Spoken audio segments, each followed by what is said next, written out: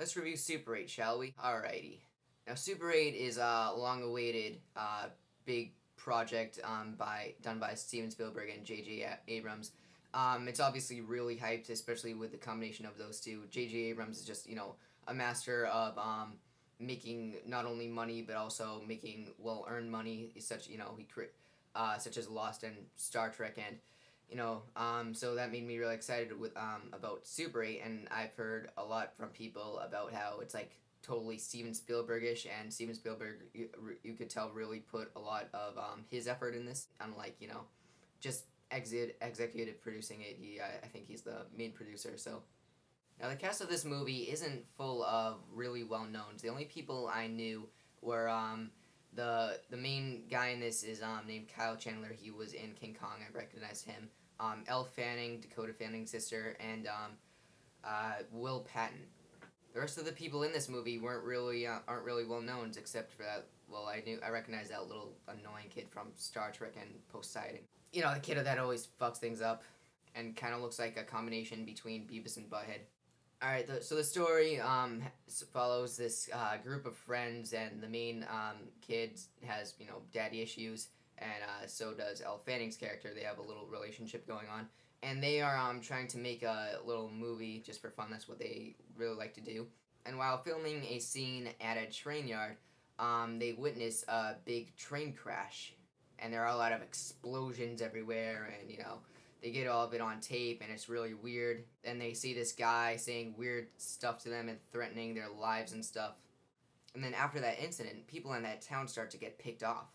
But what really is going on in this town? What was that train crash all about? And what is picking everybody up? Is what the children will try to solve.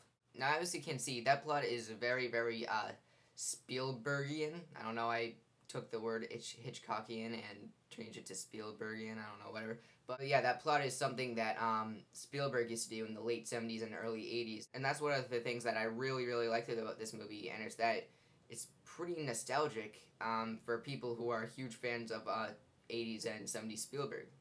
And I think J.J. Abrams really did a good job of directing in a really Spielbergish way, and brought us back to the good old days, Now, the acting, like I said, were all really good. The kids, even though some of them sometimes got on my nerves a little bit, I think they all did really good, especially Elle Fanning and the main kid, and the adults did really good too. But I actually think they might have been a little outshined by the kids in this movie. The whole story with Elle Fanning's character and her dad and the main kid. I'm gonna look up his name. Joel Courtney. Okay, I'll refer to him as Joel Courtney. The main kid is Joel Courtney.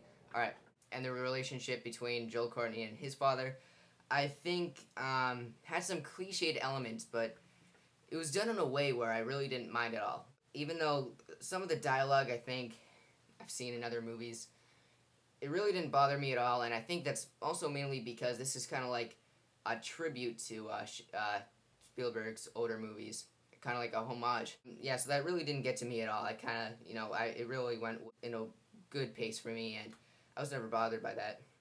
Now, this movie gets really suspenseful, and a lot of it is following these group of kids and their encounters with this mysterious alien type thing that is, capturing people. It was very, if you've seen the pilot episode of Lost, it's really, the suspense in Super 8 is really done a lot like that. There aren't really many cons at all in this movie. Like I said, there are a lot of cliched kind of parts in it, but I didn't really mind.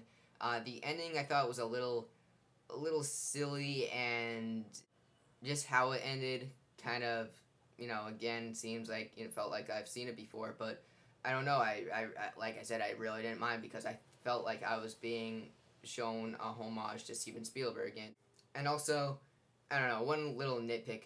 There's the scene with the train yard scene where everything's exploding. These kids are having explosions right next to them, like 10 feet away from them. There's a big, and then I don't even think they got thrown off a little bit, but in reality, the pressure would just explode their heads in real life.